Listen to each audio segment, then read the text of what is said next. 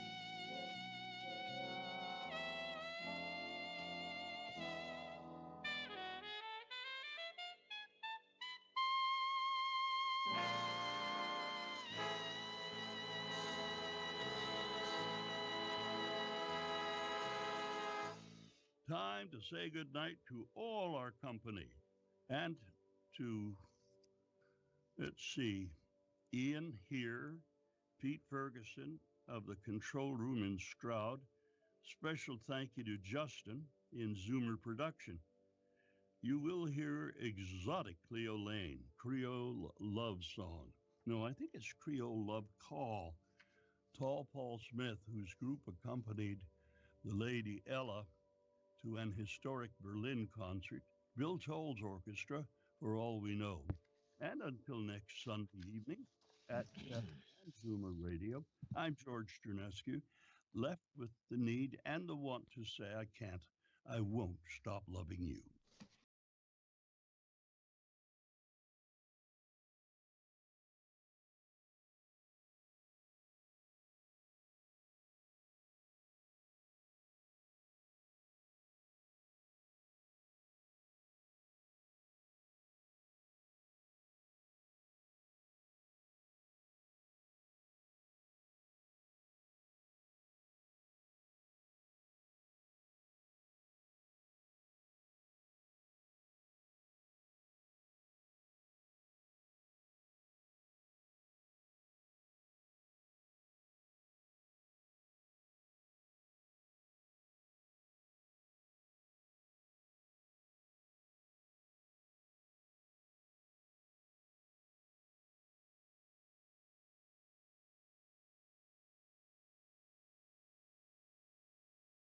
Welcome to the Audio Imaginarium. Come on in, weary traveler, hang your cloak on a peg, grab a stool, and come gather around the fire.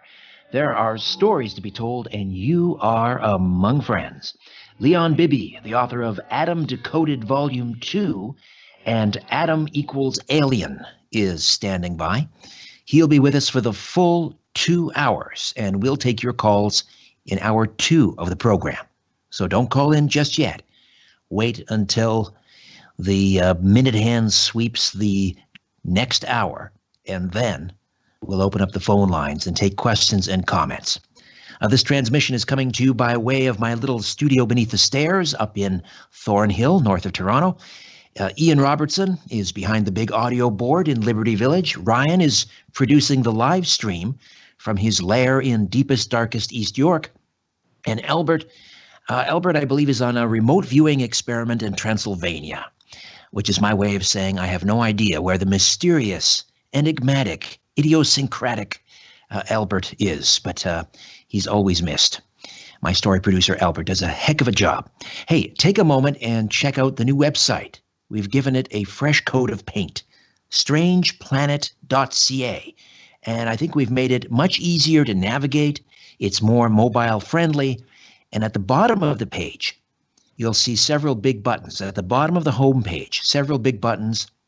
2 are for my podcasts, Conspiracy Unlimited and the Rock and Roll Twilight Zone. 1 is for the YouTube channel where you can watch this radio program. That's right, you can watch the radio. And 1 is for live events and appearances. And finally, 1 is for The Conspiracy Show. Again, the radio program you're listening to right now. Programming note, next week on The Conspiracy Show, we'll take a look at the death of JFK Jr. John Kerner will be here. He believes it was no plane accident, and he will, as I say, be here for the full 2 hours to present his case. That's next week on The Conspiracy Show. My guest for the next 2 hours is passionate about the study of human evolution and extraterrestrial intervention in the human experience. He's been influenced by such researchers as Eric von Daniken and Zecharia Sitchin. He's here to present evidence that we are the product of ET genetic manipulation. He's concluded that extraterrestrial beings known as the Anunnaki visited Earth starting around 450,000 years ago and genetically altered early humans. He considers the Anunnaki to be gods rather than God, and suggested they correlate with the fallen angels or Nephilim described in the Bible. The Anunnaki made several different versions of Adam and Eve. They tweaked and tweaked until they got it right, he says, adding that DNA manipulation involved the fusing of the 45th and 46th chromosomes. He says there's physical evidence on our planet that we've been visited and interacted with, such as gold mines in South Africa dating back 250,000 years, monoliths and megaliths such as Stonehenge, technology like the Antikythera mechanism and the Baghdad battery and the Nazca lines, which can only be seen from an aerial view. Leon Bibby is the author of Adam Equals Alien Volume 1. He's an historian and a researcher of archaeology, human and ancient history, biology, Egyptology, and religious philosophy. He's an adjunct professor of alternative science, and a featured guest on Coast to Coast AM, and he will be featured in an upcoming episode of the History Channel's Ancient Alien series. His latest book is Adam Decoded, Volume 2. Leon, climb aboard and welcome to the Conspiracy Show. How are you? Well, thanks, Richard. Thank you very much for having me. Now, has the episode on ancient aliens in which you are participating, has that aired yet? No, that's airing September 2019. September 2019. All right. Now, what a popular program. What is it now? 13, 14 seasons, I think? It's right around there. Yeah, it's gaining traction every year. The viewership's in the millions. It's incredibly popular. Right. We've talked quite a bit about Zecharia Sitchin. I had him on the program many, many years ago. And just recently, we also talked about the Anunnaki. I wanted to get your perspective on the planet Nibiru. Now, you lay out some evidence that the existence of Nibiru has been established. It's a brown dwarf. Just talk to me a little bit about the evidence that this planet actually exists. Right. So both the Wall Street Journal and the New York Times refer to Nibiru as Planet X. And the planet has been captured by the Hubble telescope, as well as actually been seen in the north from Norway at certain times of the year. It's definitely within our solar system, within the Milky Way. It lies 4 times the distance from outside of Pluto as Pluto is to the sun. It's a very large planet, 44,000 miles long. It comes into an elliptical orbit every 3,600 years between Mars and Jupiter. And it has a lot to do with Earth's original unicellular organism growth, meaning when it originally, supposedly, according to Sitchin, knocked into Earth, Tiamat, it sort of fused and cells were exchanged, and the Earth then became unicellular 500 million years after that. So simply because of its close proximity, when it swings by on this elliptical orbit, that in itself aided in sort of let's call it the evolutionary process. Is that Yeah. the gist of it? Yeah, definitely. I think, it goes further than panspermia, which was Crick's theory. Right. It's more of a direct intervention, I guess you'd say, a direct exchange of DNA. And the DNA piece is really the key to solving the mystery of the missing link. Now, you point out something very interesting in Adam Decoded about Nibiru, and that is that the symbol for that planet is a cross. How do we know that? Yeah, so it's very interesting. I always, thought about the cross in Christianity and its depiction everywhere on Earth. And it was depicted in the Sumerian Tablets as the planet of the crossing. That's what it was called. And the reason it's called that is because it came into our orbit between Mars and Jupiter every 3,600 years. And 3,600 is the sexagesimal system, which was key in the Sumerian arithmetic and geometry and the way that they put together their mathematics.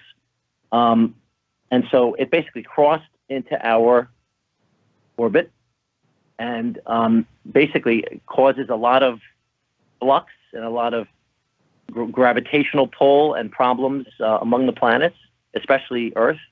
I think it had a lot to do with the flood, supposedly 12,000 years ago. And that's why it's called Planet of the Crossing. And the orbit, every time it swings by, what is the approximate the timing in terms of its encounter with our planet? Is it 36,000 years? Every 3,600. 3,600. My apologies. Every 3,600. If you were to put a timeline together of major cataclysmic events on the Earth, you mentioned the flood. We could talk about ice ages and so forth.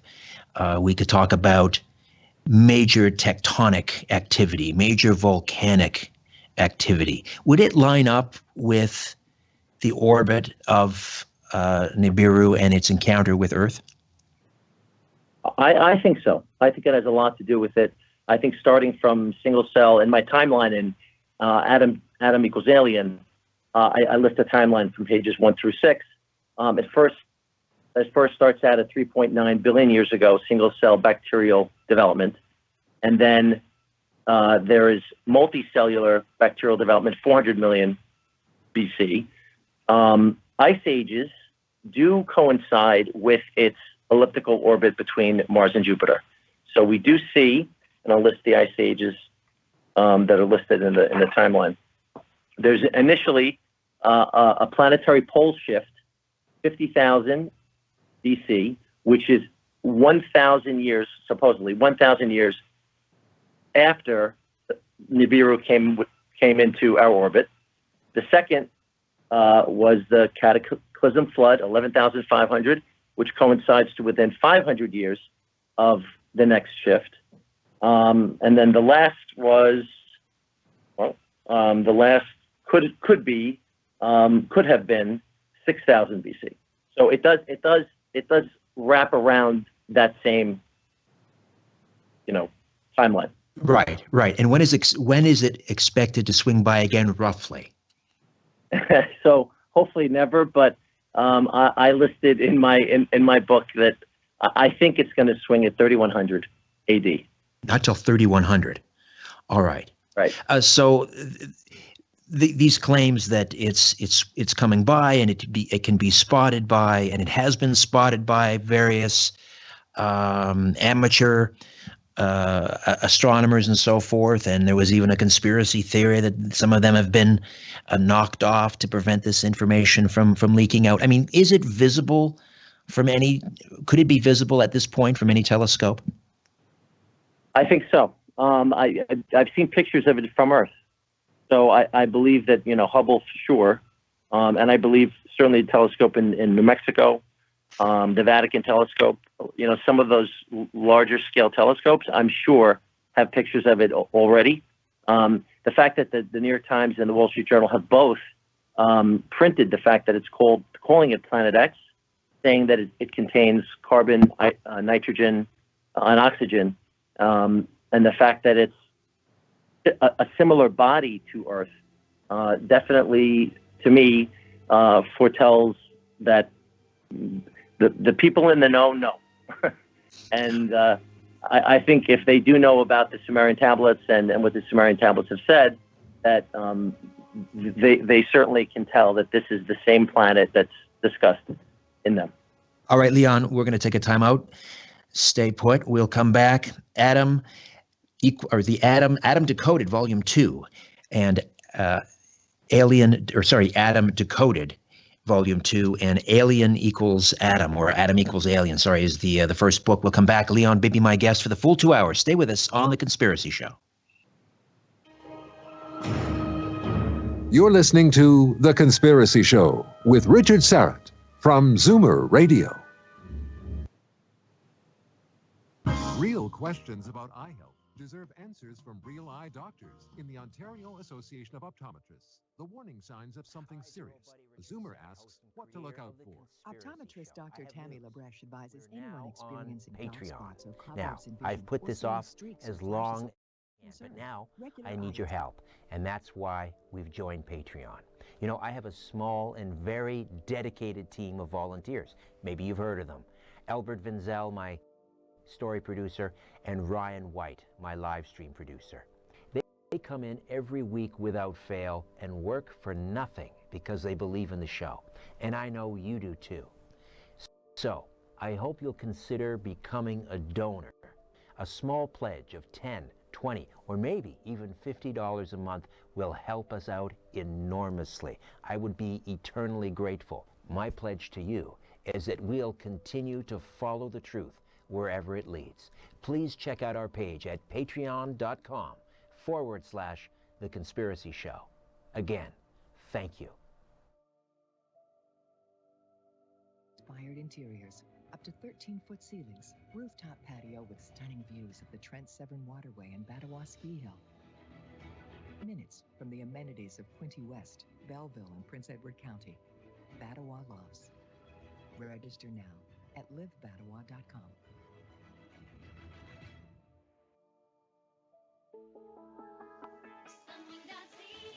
Set sail on board Marella Discovery 2 this winter with Sunwing and save up to $800 per couple. Take advantage of unique itineraries, round-trip flights, pier transfers, meals, daily gratuities, and an all-inclusive beverage package. All at the best price guaranteed when you book your cruise vacation with Sunwing. Don't miss out on this exclusive offer. Book by November 2nd with your travel agent or at The biggest international Christmas ice show is back at Niagara Falls View Casino. From November 22nd to December 9th, escape to a winter wonderland with Christmas on Ice live. Don't miss this thrilling, fast-paced spectacle that features daring stunts and breathtaking special effects. Visit FallsViewCasinoResort.com for tickets. Christmas on Ice live, November 22nd to December 9th at Niagara Falls View Casino. It's time to make a statement in the 2019 Acura MDX. Now with up to a $3,500 cash rebate on select models. With the first ever Acura MDX A-Spec Sports Styling Package, you'll be turning heads at every corner.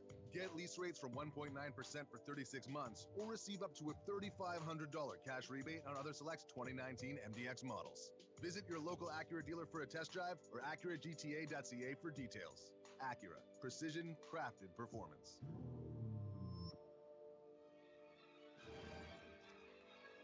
Where there's smoke, there's The Conspiracy Show with Richard Serra from Zoomer Radio. Welcome back. Leon Bibby is my guest. His latest is Adam Decoded, Volume 2. And we are talking about the Sumerian creation myth, the planet Nibiru, the Anunnaki, the ancient alien theory. And just a reminder that Leon will be featured in an upcoming episode of Ancient Alien. That will air September 2019. I just want to touch on the Sumerian tablets for a moment. These are, what, roughly 7,000 years old, correct? Yes, that's correct. Now, I'd like to clarify what the tablets actually say about the Anunnaki. Does it actually describe the Anunnaki? Does it describe them as being extraterrestrial? What does it tell us about them? So the tablets were found in Iraq between 1894 and 1900, 30,000 of them. And about 7,000 or 8,000 have been deciphered, have been translated to English and several other languages. And they've had linguists from University of Pennsylvania. Samuel Noah Kramer is one of them. That has translated them. Zacharias Sitchin, one of the greatest authors in this space, has certainly translated. And yes, they do directly discuss the Anakim, the Anunnaki. Anakim is also mentioned in the Bible, in the Old Testament, several times, actually about 700 times. So yes, they mention them directly.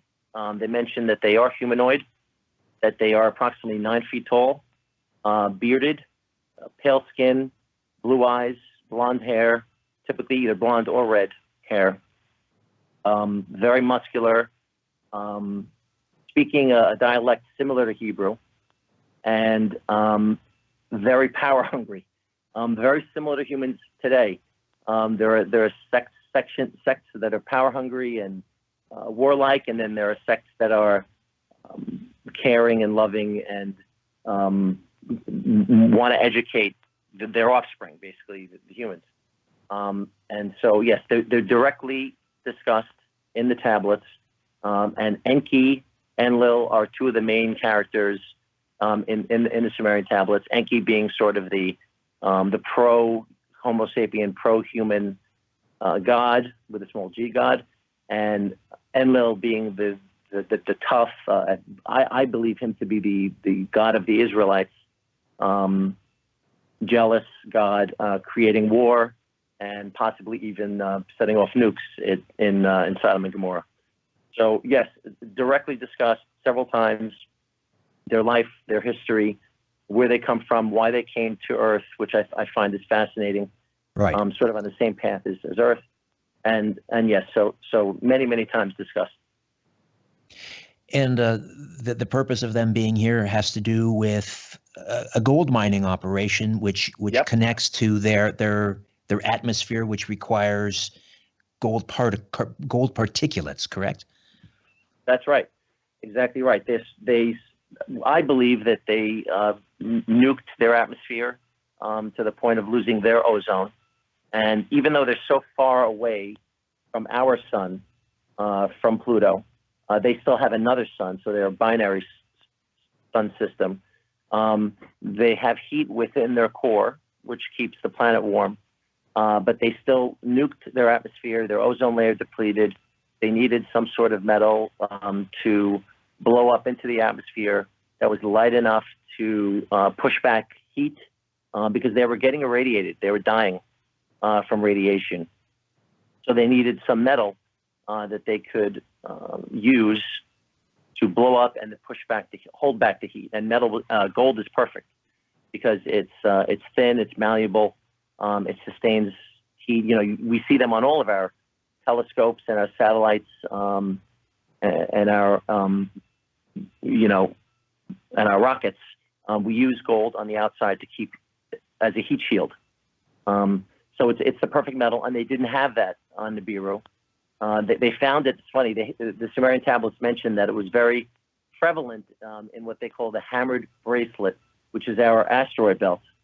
And they actually tried. It's amazing, Richard. There's one tablet which I couldn't find a good picture of for my book, but one tablet actually shows the picture of a V-shaped rocket navigating through past Pluto and through the hammered bracelet and trying to get through the hammered bracelet towards Earth. There were dots towards Earth.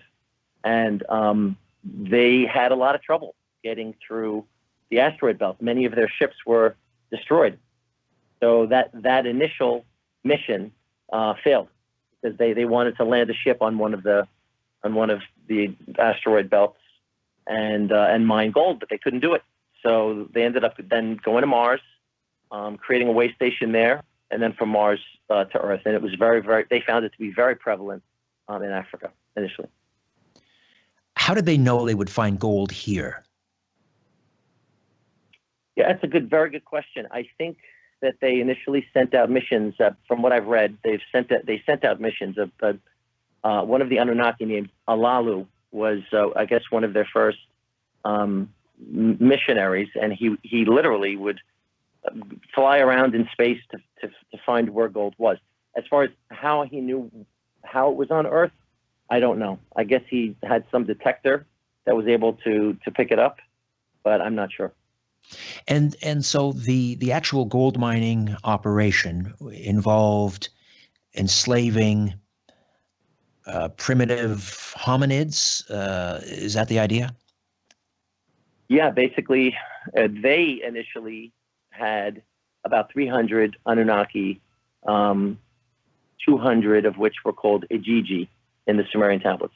And the Ejiji were sort of the blue-collar workers, the mine workers that they brought along with them. And the Ejiji were mining in South Africa and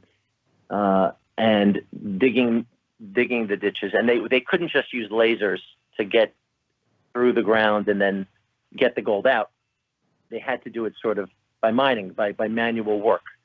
And according to the tablets, after a certain amount of time, I think it was thousands and thousands of years, after a certain amount of time, the Ejiji started to get upset and say, look, we can't do this anymore. We're on strike. And Enki, which was one of the gods I just mentioned, came up with a solution, brought it to the pantheon of gods, and said, look, we need to create a slave worker, a humanoid that can help dig the gold.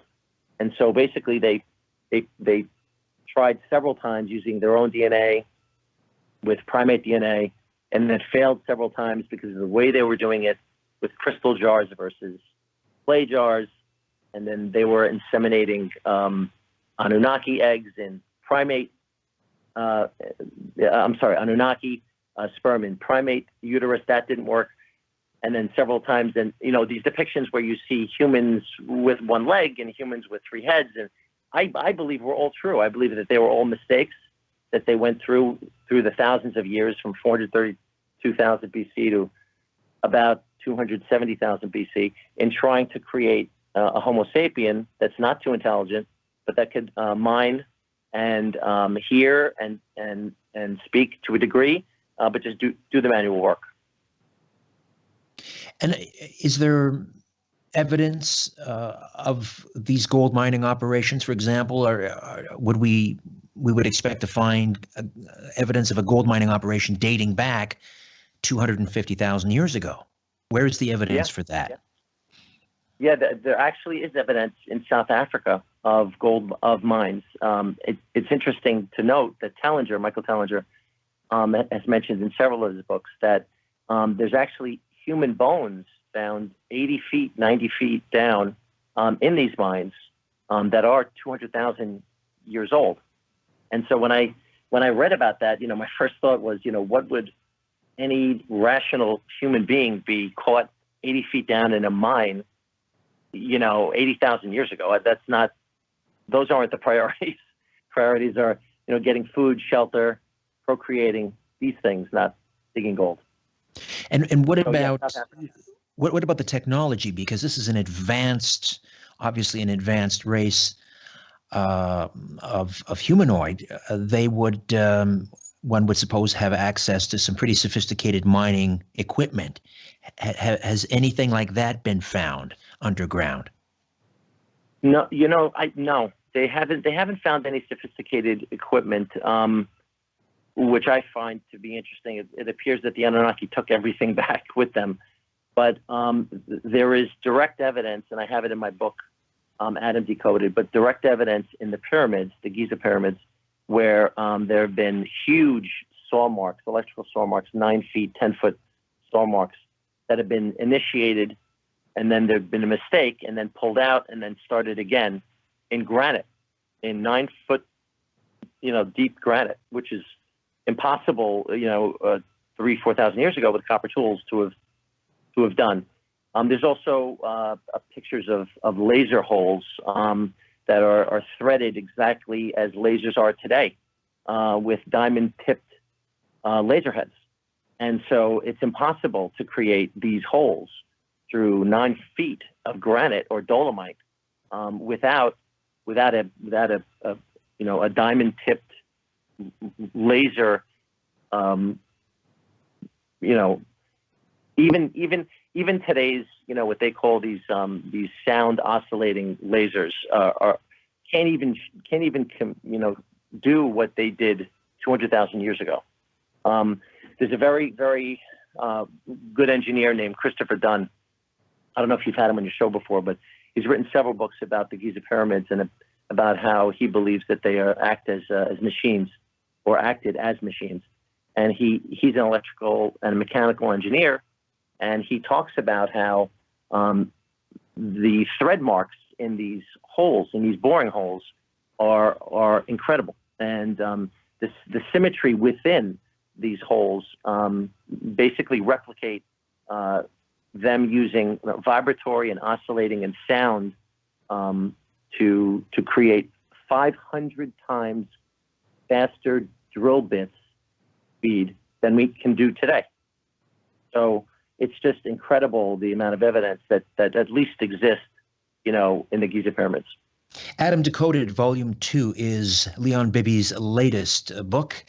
And I want to get back to the genetic experiment here. Is there anything in the cuneiforms that describes, for example, how human DNA was manipulated? Because you in the book you talk about, for example, the 45th and 46th chromosomes. Talk to me about DNA and the manipulation.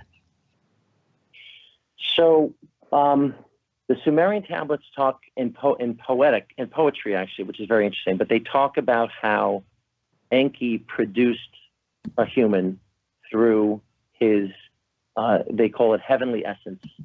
And the heavenly essence basically is DNA. It's talked about basically on several occasions throughout the Bible as the snake-like appearance and snake-like symbols. But I think the key with me is that after reading Francis Crick and Hoyle and them cracking the DNA code in 1950, basically, we have 30,000 genes, we have 46 chromosomes, primates have 44. And in one of his books, he basically shows a comparison between a primate DNA and a human DNA. And in between 45 and 46, it looks like almost as if it were either tweaked and put back in or a fusion. And I show that in my first book, Adam Equals Alien, and it sort of looks like the shape of an S. And if you would have taken the original primate DNA and snipping out portions of it, which I believe are two specific genes, FOXP2 and MYH16. Those two genes, FOXP2 gave us speech, which primates don't have, and there's a 2-molecule difference between their FOXP2 and ours, and MYH16, which enhances cranial development. And so these two snips and adds were those, in my opinion, those two genes. Although I'm looking for more in my third book, which is called Blood Origins. But those two specifically are what Crick noticed and what I also saw him show in one of his books. And I just thought it was incredible. But it just looked like a test tube baby, basically, where you snip out and tweezer back, portions of telomeres, they're called. Fascinating. And what about, people talk about, Nick Redfern wrote a book about, the blood type and how only a small percentage, is it the RH? RH negative. The RH negative, yes, which is not a blood type. That's more of a marker, if I'm correct. Yes. Does that figure into this theory as well? The RH yes. negative? You're hitting on some very, very key points in in book 3. So we basically have blood types O, which is the most prevalent. We have A, which is the least, B, second least, AB, and within those, O, A, B, and AB, usually we're Rh positive. I know I'm Rh positive. The majority of human beings, 85% of human beings are Rh positive, Rh coming from rhesus, the rhesus monkey. Leon, just pardon the interruption. I hear that music coming up, so I'm going to have to break away here. We'll take a quick break, come back. A short segment awaits. We'll let you finish up on that thought, and then we'll continue our discussion on the ancient alien theory, the Anunnaki, the Sumerian Tablets, and much more. Adam Decoded Volume 2, Leon Bibby, my guest, right here on The Conspiracy Show. Don't go away. Don't be afraid. The Conspiracy Show with Richard Syrett from Zoomer Radio, AM 740.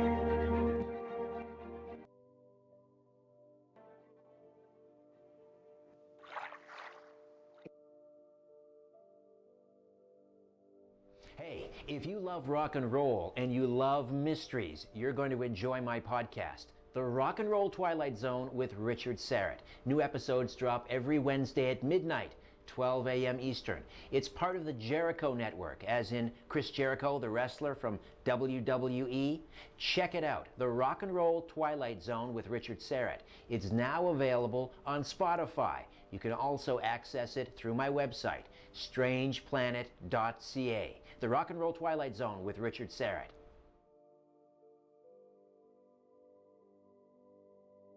Each Hawaiian island is different. From vibrant Oahu with its amazing culinary scene to an island like Kauai, where you can kick back or experience the most beautiful hiking in the world. Where do you go for inspiration? GoHawaii.com. Visit today or call your travel agent. Come From Away is the joyous, foot-stomping, and heartwarming musical you need to see this fall. It's a powerful celebration of humanity, cheers the Globe and Mail. Come From Away has become a genuine classic, raves the National Post. And Newsweek says, Come From Away takes you to a place you never want to leave. Come From Away, now playing at Toronto's Royal Alexandra Theatre. Get tickets at 416-872-1212 or mervish.com. Okay. I've got the plan for the William Ashley warehouse sale. I'll pick up Jen and then Sarah, and we'll go armed with all our must-haves and gift lists for the year. We'll shop the 25,000 square feet, conquer the 20 different departments, and find the finds of all finds. Wait, I don't have room for friends and all those finds in my car. I know. I'll rent a trailer. The William Ashley warehouse sale is on now, with up to 90% off tableware, kitchenware, and home decor by all the famous brands you know and love from William Ashley. On now at 111 Crediteview Road, Highway 400 in Langstaff. Listen up, Canada. Did you hear? Listen Up Canada is changing its name to Hearing Life. The signs on the outside might be changing, but our staff, our dedication, and expertise remain the same on the inside. We are proudly serving over 200 communities across Canada with one simple vision: to help more people hear better. A free hearing test could be the difference between living and living out loud. Because at Hearing Life, your hearing is our expertise. Visit whoishearinglife.ca. For over a century, Turco-Persian Rug Company has been providing excellent service at great prices. I'm Jessica Kasparian, reminding you of yet another reason to visit Turco-Persian, our showroom's annual fall sale. Receive 20% off all area rugs. We only sell the finest hand-knotted rugs made to withstand everyday living and a regular cleaning. Come visit us at 452 Richmond Street East, where there's always free parking. Turco-Persian Rug Company, unbeatable since 1906. TurcoPersian.com. Follow the Truth, The Conspiracy Show with Richard Serra from Zoomer Radio, AM 740. Welcome back. Leon Bibby stays with us for the full 2 hours. Adam Decoded Volume 2 is his latest, and you'll see him in an upcoming episode of Ancient Aliens that will air in September 2019 on the History Channel. So we were talking about blood types and Rh negative before we had to step away for a break, Leon. So I want you to continue on and finish that thought before we move on to other matters. Sure. So 4 different types of blood: O, A, B, AB, Rh positive, Rh negative, Rh positive being the most prevalent, 85%. It's believed that Rh negative initially stemmed from Cro-Magnon man, which is precisely that the primate that the Anunnaki inseminated or took sperm from to create humans. If Cro-Magnon man was in fact Rh negative, then that would help to explain partially the reason why there is 15% of humans have Rh negative. Specifically, a race of or an area in Spain, Morocco, called the Basques. And these people that live in the Pyrenees Mountains, the Basques, have something around 80% of them have Rh negative blood. So scientists are bewildered where the Rh negative came from. If Darwin were correct and Cro-Magnons eventually, through natural selection, mutated into Homo sapiens, first there aren't any fossils to prove that, but if they did, then certainly it would either be mutated out and there would only be a Rh positive, or some external event happened to continue that, because they died out. They died out 30,000 years ago. They were 120,000 up to 30,000. So they outlasted the Neanderthals, but they died out.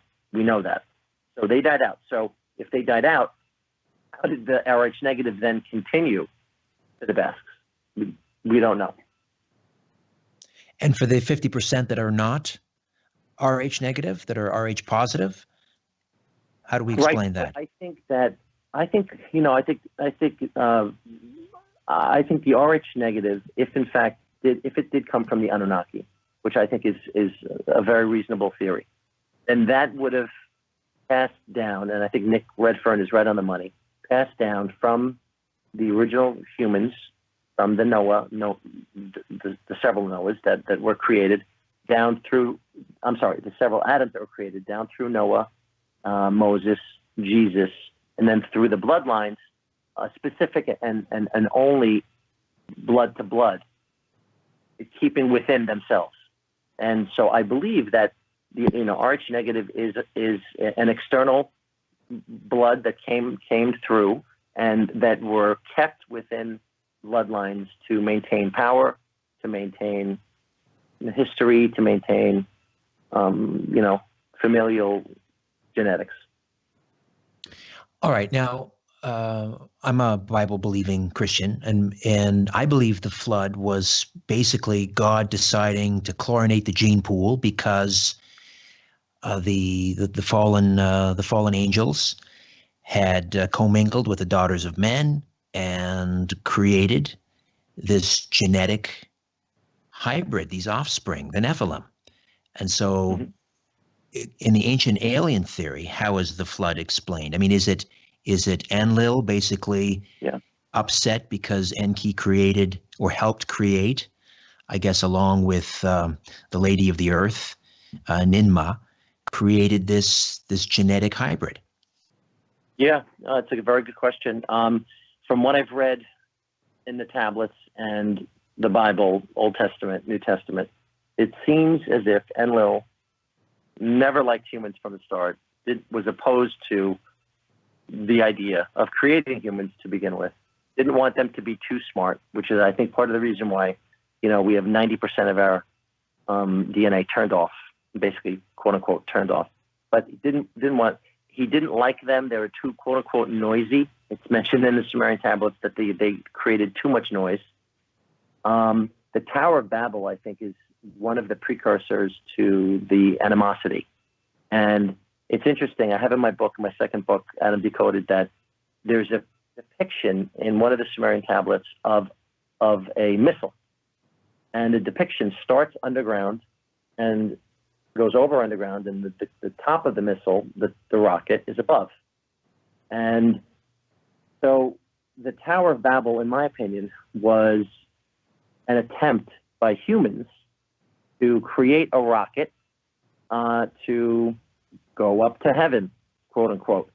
And I think this infuriated Enlil. I think he thought then that humans are getting too smart. They think that they are gods like us, and something has to be done. And so I think that's why they either used an asteroid to create the flood or some other gravitational force that made the Antarctic ice slip and then create massive, waves and basically kill 98% of the humans on Earth. All right, Adam, we'll jump in here. We'll take another time out, come back, and continue with our conversation. Leon Bibby, Adam Decoded, Volume 2. Back with more of The Conspiracy Show. Don't go away.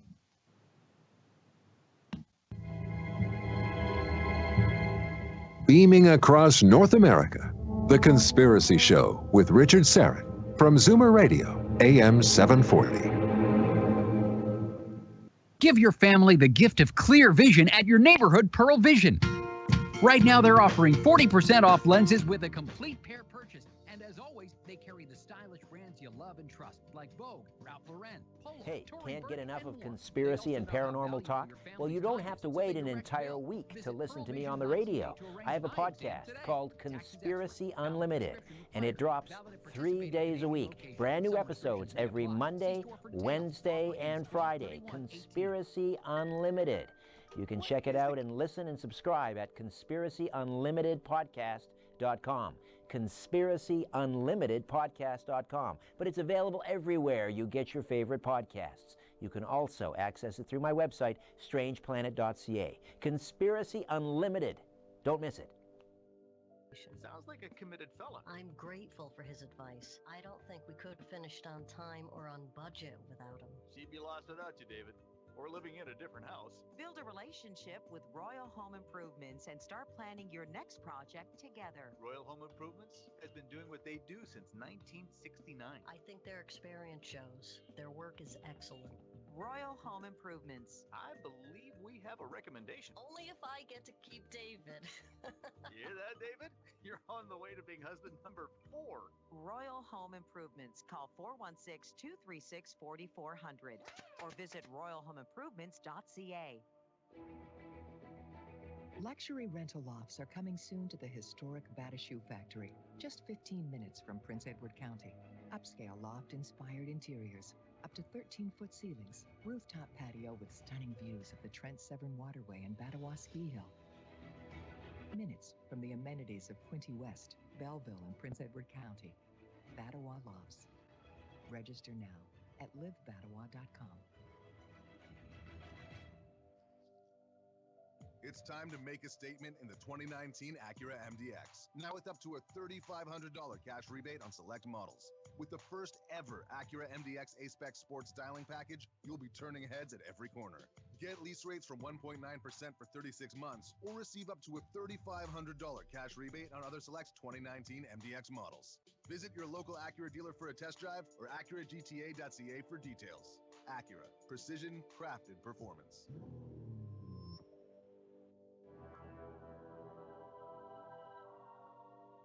Question everything. This is The Conspiracy Show with Richard Sarrett on Zoomer Radio. And we are back. Leon Bibby. Adam Decoded, Volume 2. And his first book is Adam Equals Alien. That's Volume 1.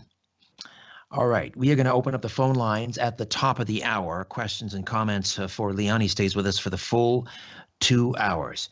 So we were talking about the Great Flood and Enlil basically seeking sort of revenge because Enki had decided to create this uppity race of humans. And I mean, this family squabble, I mean, how entrenched was it? I mean, what else did Enlil try to do to sort of seek retribution on Enki and to did he try and destroy the human race again after the flood? Tell me about that. So Enlil and Enki were children of Anu. Anu being the supreme god of the Anunnaki, and Enlil, Enki being the son of Anu and his wife, first wife, and Enlil being the son of Anu and his sort of mistress. And there had always been jealousy between Enlil and Enki.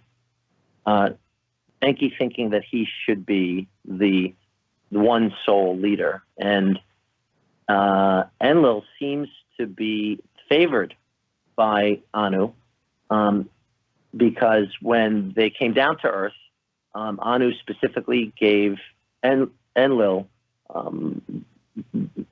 he being the god of the Earth, and the main decision maker in the main missile areas, the rocket areas, and where the UFOs landed, Lebanon, Israel, all the Middle East, and they basically gave Enki Africa.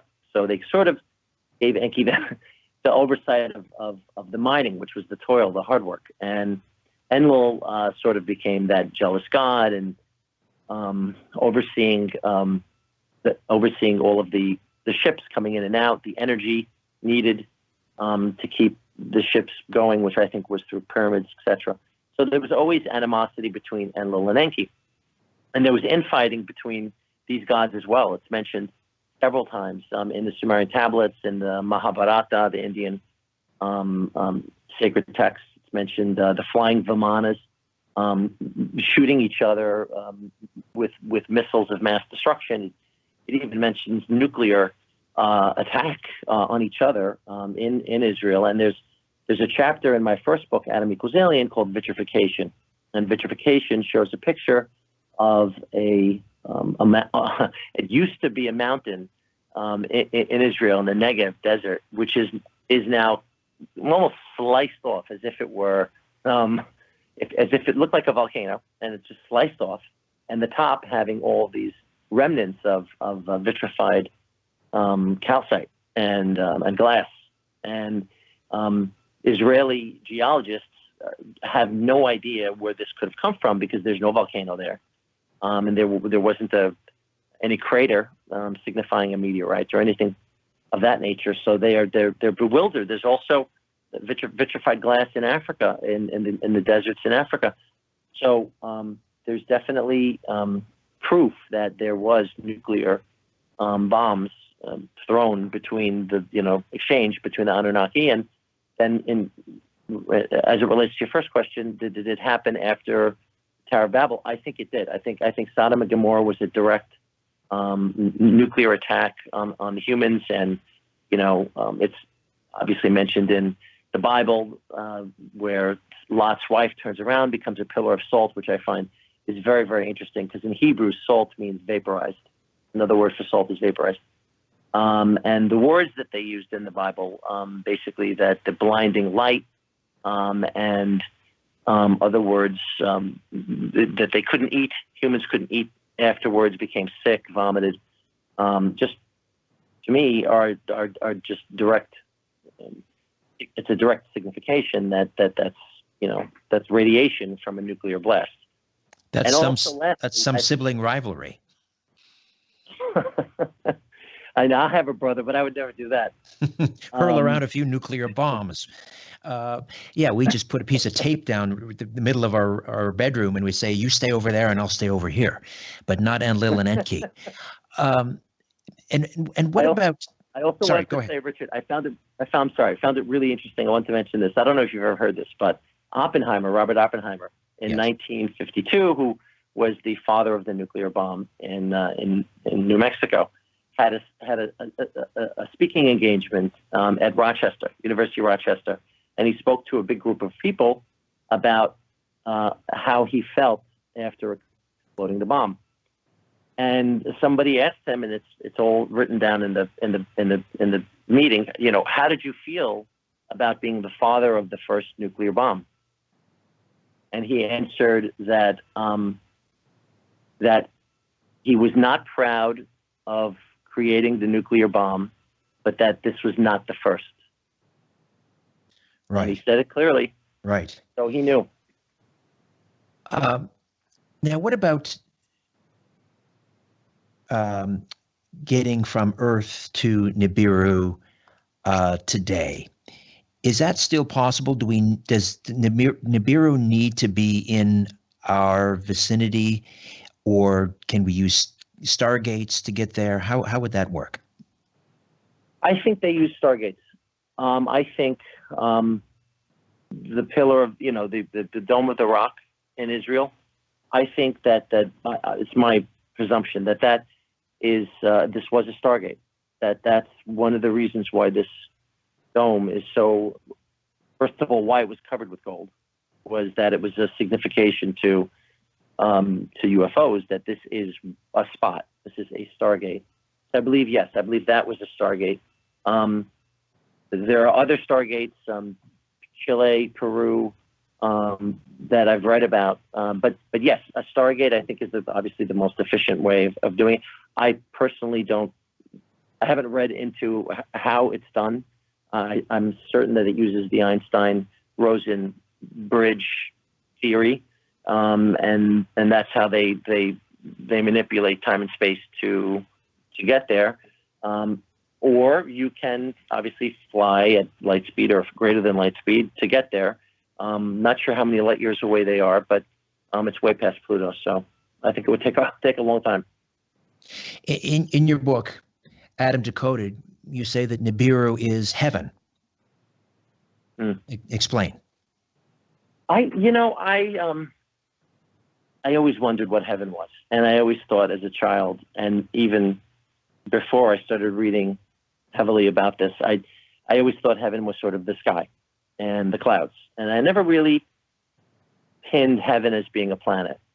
And after doing so much reading of the Sumerian Tablets, I feel it's again my theory that the Anunnaki were our small g, not big G, gods, plural. They did create us.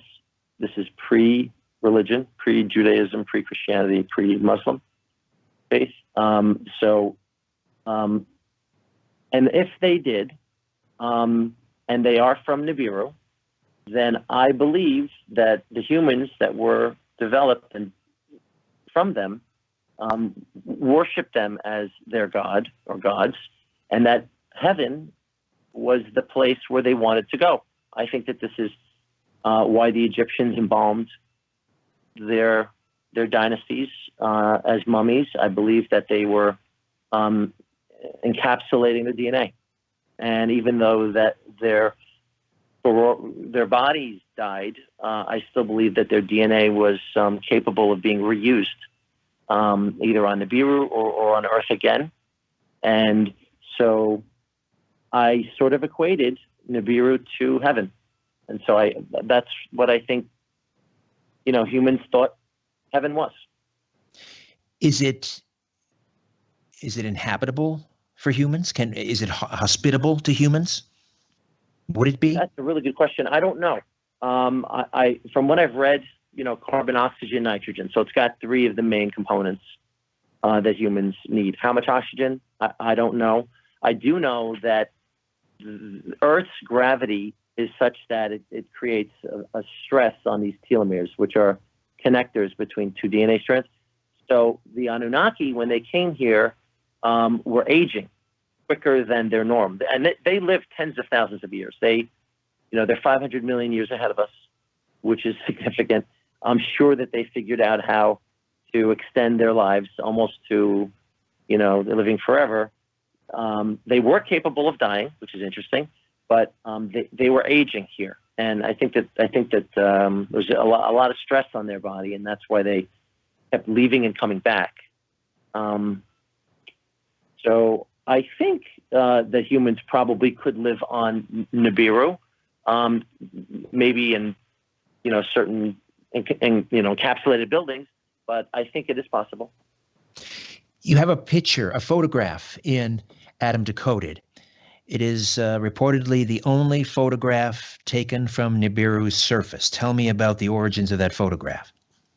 Right. This was, I wasn't sure what to believe of this initially, but after showing this to a few of my fellow authors, that I'm sort of in a little group of authors that write about the ancient alien space. They believe that this is legitimate. They believe that this comes from one of the smaller islands in Norway, and that it was taken through a very powerful lens. I don't know which camera, but it's passed down through several authors, several UFO researchers, apparently a couple people from NASA even, and they are saying NASA is basically saying that they're not sure if it's Planet X, but some of the articles from the Wall Street Journal and New York Times have said that this is certainly possible to be the only photograph. So if it is, then it's pretty miraculous that it was taken from Earth. And we just have a minute here before we head into the break, but what is the status of Nibiru today? Do we know? Is it inhabited? Is it a dead planet? Is it a thriving Anunnaki civilization? Yeah, Richard, I think it's thriving just like Earth. I think it's got millions of people. I don't know how many millions. They're humanoids just like us, but well advanced than us. They apparently have stabilized their atmosphere. Otherwise, we'd see them more, I think.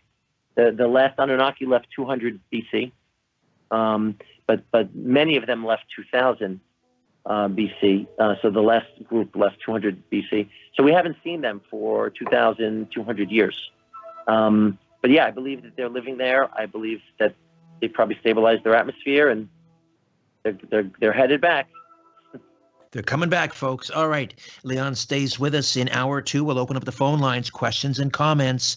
The author of Adam Decoded, Volume 2, and Adam Equals Alien here for the next hour on The Conspiracy Show. Don't go away.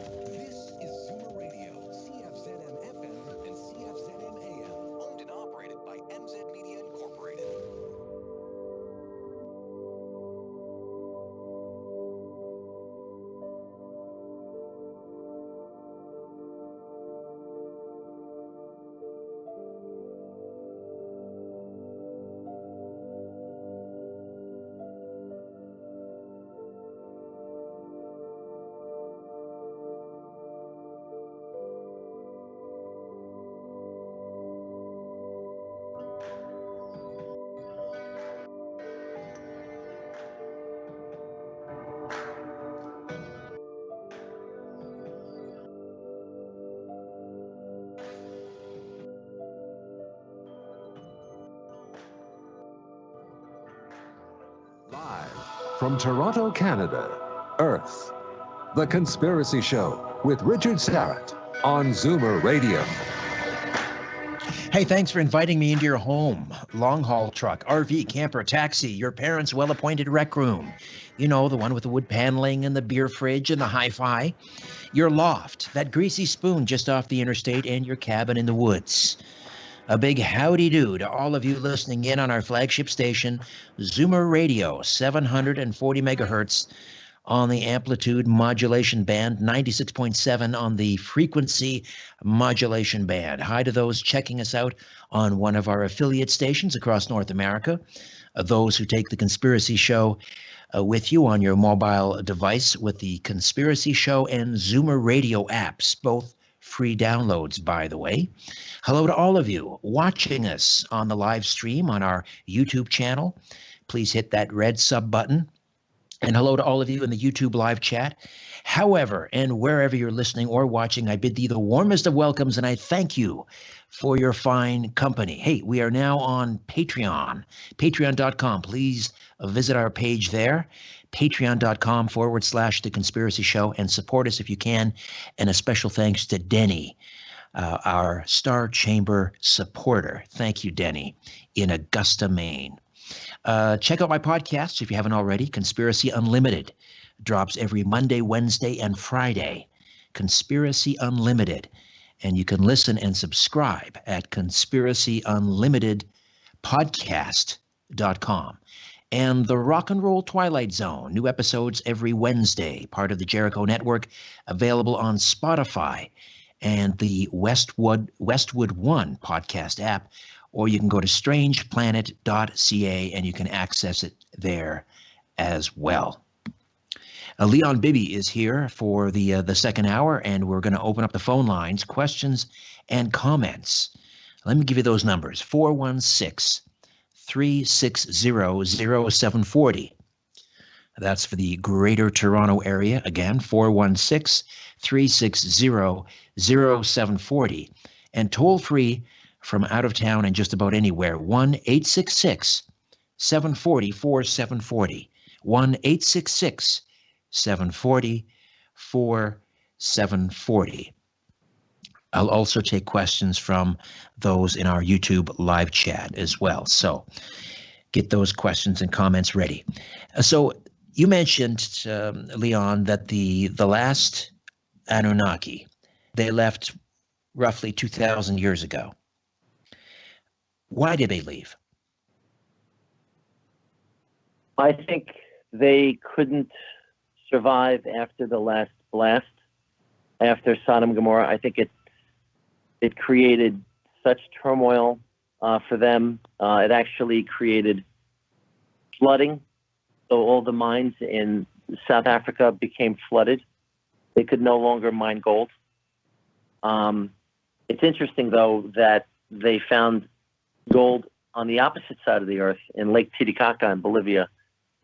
Because of the flooding, it unearthed, through this lake, it unearthed gold at the bottom of this lake. So they switched mining, Enki switched mining over to Peru and Bolivia from Africa. But I think the Anunnaki just felt that it was getting out of control. The familial issues, certainly between Enlil and Enki, were out of control. And Anu said, "Let's, come on back. We've got need. Head back home." Did Enlil and Enki leave behind certain factions that were loyal to either one or the other? As far as Anunnaki, or as far as humans? Well, humans that were loyal to one to one or the other. Again, this is my theory. I think that the Enki certainly left more of a major impact. I think most of Latin America, the pyramids in Mexico, pyramids in Central America, I think were all initially designed and helped to be built by Enki. He is deified, as a god, in my opinion, in Latin America. I show pictures of, faces of in Tenochtitlan in the pyramids of their god that they believe created the heavens and earth. So I think he left more of a positive imprint, let's say. I think Enlil was directly related to the Israelites. I think he was the jealous, tougher god that the Jewish people were worshiping, and I think he still is deified, in my opinion, as God for the Israelites. All right, I'm going to go to the YouTube live chat for a question, and someone with the handle Thinker wants to know, how do you explain the elongated skulls in Peru? Yeah, it's a great question. You know, scientists have been looking at those skulls for years. They're popping up everywhere. They're in Peru, Bolivia. Several scientists are living in Peru and Bolivia, just researching them. I believe that they're direct descendants from Anunnaki. I believe that the skulls weren't man-made, weren't made by some, a lot of times in Africa, they'll bind the top of the skull of an infant, which is sort of mushy, let's say, not firm, and it will become almost like an egg-like head. And I believe that this was a deification of the Anunnaki. But in Peru and Bolivia, I think these are legitimate skulls that are still sitting in museums in these cities of Anunnaki skulls. I think these are real. These are 2,000 cc cranium skulls from Anunnaki, and I think that there's no explanation for them because they're not sort of mutated. They had to have been legitimate. And what do we know of the physical description of the Anunnaki from the cuneiform tablets? Did they talk about sort of a conical shaped head? Yeah, they could. The Egyptians had it, which were again direct descendants. But yes, you see the Anunnaki with conical shaped heads, especially the women. You see them in the tablets wearing a headdress on top. And it stemmed right down through the Egyptian pharaohs and dynasties. You see even Tutankhamun and Akhenaten all having elongated skulls. And it didn't come from the first Cro-Magnons because the Cro-Magnons had shorter skulls with 950 cc brains. These brains are 1450 cc's to 2200 cc's, much more advanced than Cro-Magnons. So obviously these skulls came from somewhere. Let's go to the phones, and Melanie is in Toronto. Melanie, good evening, good morning. Welcome to The Conspiracy Show. Good evening. I'm sorry that I only caught the last 20 minutes, but my opinion is, and I would like to hear yours, on the place of Christ in our society and in your theories, because I truly believe that Christ was the final word of our Creator, and I believe that he made two simple statements that the rich man didn't want to admit to, and that was, there are two important things for humanity. There's only two: to love God and to love people. Now, we as human beings are failing at that horrifically, and we have to be careful that we do not confuse those that are of weak hearts, weak minds, and we don't treat them and teach them in the wrong direction and lead them down the wrong path, so that they want to look for gods everywhere and they want to be gods themselves instead of admiring and glorifying the one true God. We can't even conceive of his power, of the blessed designer. And so we have to be very, very careful. I take this as entertainment, as you're saying, which is, I hope, what everybody else is. But I'm really concerned for those that are a little bit, who haven't read the Bible, who haven't actually, tried to delve into its meaning and to see that Christ, what's the word for it? You distilled everything to two commandments: love God and love your neighbor, which means those things are the two things we should be centering our lives around. Okay, Melanie, let me, just forgive me, but let me see if I can sort of groove this into this conversation. Leon, how does an historical Jesus fit into this narrative? I think he's one of the original offspring, in my opinion, as was Moses, as was Abraham, as was Noah. I think he was one of the original Nephilim, which is offspring of Anunnaki and human. I think his miracles were real. I think that he was obviously appointed as the son of God. And I believe that his, as you say, love God, love your neighbor are two of the most, if not the most important communications that we could have in life. So I believe that, yes, he was, in fact, one of the most important, if not the most important, Nephilim discussed in the Bible. All right, here's a question from Nick on the live chat.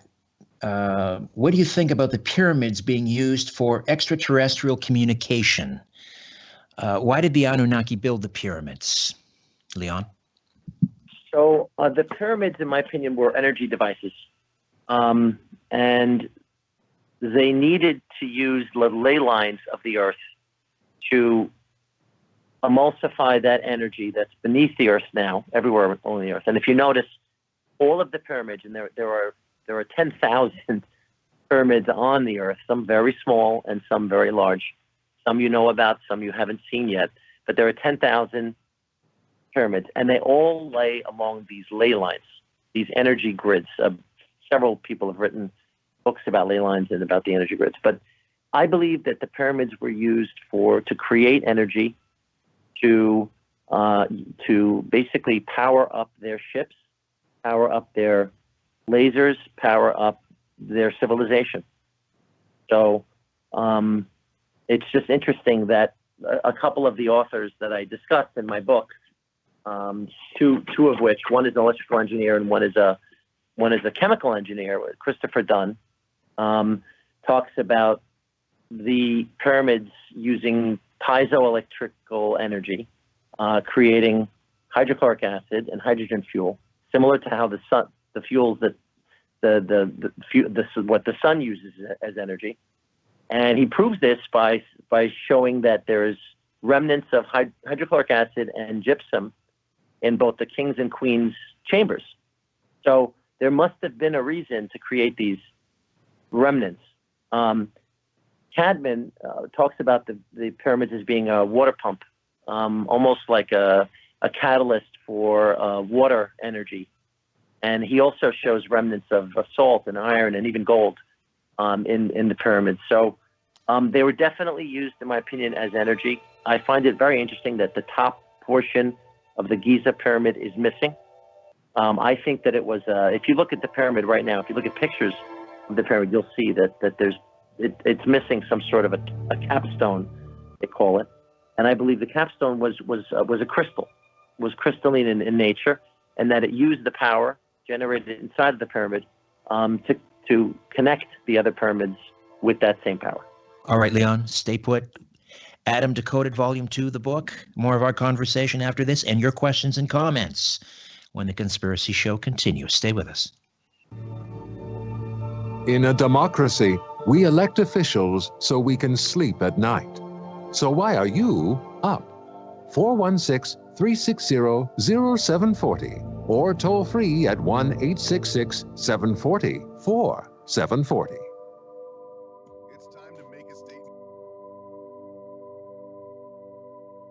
Hi, it's your old buddy Richard Serrett, host and creator of The Conspiracy Show. I have news. We're now on Patreon. Now, I've put this off as long as I can, but now I need your help, and that's why we've joined Patreon. You know, I have a small and very dedicated team of volunteers. Maybe you've heard of them. Albert Vinzel, my story producer, and Ryan White, my live stream producer. They come in every week without fail and work for nothing because they believe in the show. And I know you do too. So I hope you'll consider becoming a donor. A small pledge of $10, $20, or maybe even $50 a month will help us out enormously. I would be eternally grateful. My pledge to you is that we'll continue to follow the truth wherever it leads. Please check out our page at patreon.com/The Conspiracy Show. Again, thank you. Consignment Heroes. What we have here is a stock certificate from 1934 from the Baird Television Company in England. Okay? So you used to need a certificate to have a beard. Who knows what they'll find or say next? Describe your stuff to Paul, Kenny, and Bogart on the next hair-raising episode of Consignment Heroes, Sunday at 11 on Zoomer Radio. Thinking of downsizing or selling a large collection of anything? Talk to Paul and Bogart, the experts at Toronto Gold, Silver, and Coins. Call 905-737-GOLD or visit torontogoldsilver.com. Research suggests that women are too conservative with their savings and investments. Janice Honeyman, Portfolio Manager at Mackey Research Capital. I'll let you in on a secret. Every person is unique. Some women take risks while others are conservative. Another secret, men don't like to lose money any more than women do. I believe in providing customized investment planning for every client. Go to janicehoneyman.com to find out what my clients are saying about me. To meet with Janice, call 416-860-7781. PIN numbers, passcodes, social insurance numbers. If they make you wonder how private they are, here's two more numbers. 416-360-0740 or toll free at 1-866-740-4740. And welcome back. Leon Bibby stays with us for the full 2 hours. We are taking your questions and comments. Let me give you the numbers again. 416-360-0740 in the GTA, the Greater Toronto Area. And toll free from out of town, 1-866-740-4740. 1-866-740-4740. Also taking questions from our faithful listeners in the live chat on our YouTube channel. Is there a correlation, or what is the correlation between the, let's call it the Anunnaki pantheon, and the Greek gods or the Egyptian gods? Absolutely. I think that the Anunnaki were the pantheon of Greek gods, the Hercules, the Poseidon, and I think that their weapons correlated specifically to that god. For example, you would have Hercules with the hammer. You would have Poseidon with the fork. All of these were actual weapons that the Anunnaki had in their possession that basically acted as lasers, acted as devices that just would create havoc. And I believe that this pantheon of the 12 Greek gods were exactly the same pantheon or a depiction of the same pantheon of the Anunnaki. We talked about the pyramids. What about Göbekli Tepe and Stonehenge? Were they also built with the aid or the direct input of the Anunnaki? I think so. I went to Stonehenge about 3 years ago, and I found it to be just fascinating. It lies on a ley line, an energy line, and I found it fascinating that that anyone could lift an 8-ton rock and put it on top of 2 other rocks. For what purpose would that be? That it wouldn't be for crop, helping them with the crops. It obviously was a sundial of some sort, but it also acted in such a way. Besides keeping time, I think it acted in such a way as an energy creator, and you see evidence of Stonehenge-like circles. Michael Tellinger talks about this in several books that he's written. Very interesting. The same shape as Stonehenge in Africa, Tanzania, South Africa. These circular, I guess you'd say, shaped objects. And he believes that these circular shaped objects that look like Stonehenge were used for energy. And so, yeah, I believe definitely Stonehenge was used for energy. And what was the other one you mentioned, Richard? Göbekli Tepe. Right. Göbekli Tepe is fascinating. Göbekli Tepe apparently is the oldest at almost 14,000 years old, carbon dated. So it predated any civilization that was found, this civilization in Turkey. I'm not sure. It's early right now as far as excavation of Göbekli Tepe. A friend of mine, a fellow author named Collins, has written a book about Göbekli Tepe, and it's really, really fascinating what's being uncovered, but it's only about 10 years in. And there's a German archaeologist working on Göbekli Tepe right now who's really, really good and giving us information, I think, biannually. And so I believe Göbekli Tepe is going to be another Stonehenge. What are your thoughts on what's going on, allegedly down in the Antarctic? We've had a number of dignitaries. We had the head of the Russian Orthodox Church suddenly visit Antarctica. Former Secretary of State John Kerry made a visit to the Antarctica. It's been suggested there is a massive alien craft, something like 3 miles in length or width, I'm not sure what the exact diameter is, that is now being revealed as the ice begins melting down there. How does that fit into this narrative, if at all? I find Antarctica to be so interesting. I've read several books about Antarctica being Atlantis by some authors named Flem F. 2 or 3 books about this, talking about how Plato discussed it as being an island, an island. Antarctica is an island, being made out of concentric circles, which underneath the ice, we have noticed that there is not only lush land there and water, but concentric circles. So was it Atlantis? I don't know, but that's, you don't think so? That's a possibility. I don't know. But I do know that there was a U.S. mission led by an Admiral Byrd in the late 1940s to Antarctica.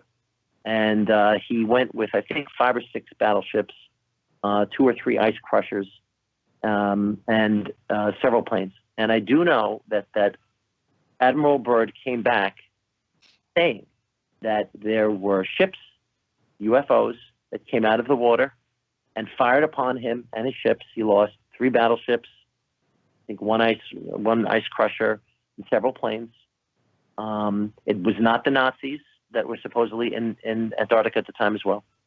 So I find that so interesting. I did also hear about a UFO. I didn't know how big, but a UFO in the ice somewhere in the middle of Antarctica. But I just find it very, very interesting. And yes, could there be an alien presence there under the water or under the ice? Sure, absolutely. The alleged meeting with President Eisenhower and a group of aliens in 1953, I think it was. The Anunnaki. Yes, the Anunnaki were not, I'm guessing, involved in that since the last one departed in 2000. So since 2000, 2000 years ago when the last of the Anunnaki left, is it now pretty much open season on other extraterrestrial civilizations that want to intervene? Are they doing it with the tacit approval of the Anunnaki? Are they doing it, despite Anunnaki warnings to stay away? I mean, how is this playing out? That's a great question. So what I've read is that there are 57 species of aliens that have been given terminology in the U.S. undercover military and Canadian. So of the 57 species, several of them, and I discussed several of the 10 of these species in my second book. The Greys are everywhere. The Greys come from Zeta Reticuli, and there seems to be several different variations of Greys, tall, some short, and of the short, there are some species, subspecies of the short, some that are leaders, some that are sort of followers, almost like robotic, if not robotic followers. So I think it's open season. I think the Earth is a very, very special place. I think we have developed faster than many, many races, and that people are noticing us. I think after the first nuclear warhead was set off, they're noticing us with, I think, admiration for the speed at which we're evolving, but very, very concerned about our warlike tendencies. And they're concerned because if we continue to unleash nuclear warheads anywhere on Earth, it does affect the rest of the universe because through vibration, because basically everything is vibration and everything is sound and waves, and it has effect. And so they're very, very concerned. And that's why there have been shutdowns in Montana of nuclear facilities, just literally shut off by UFOs. There's UFOs all over the U.S. and Canada that are just concerned and showing themselves and saying, "We're here, and if you continue to, continue to have your nuclear warheads ready to fire, we're going to do something about it." And I've always wondered, though, where were the UFOs in 1945 when the Americans dropped 2 big ones on Japan? Yeah, I don't know. It's a very good question, because I've heard UFOs have been around since early 1900s, and there've been stories about them in 1936, 38, 39, and then obviously 43 Roswell and going forward. I don't know why they stopped Oppenheimer from dropping the first nuke. I don't know. Maybe they were going to see, can they, will they really do it? But I don't know. But I think after that happened, it created such a shockwave, literally shockwave, across other sentient beings that we've become sort of that kindergarten bully in a world of mature adults, and they're very worried about us.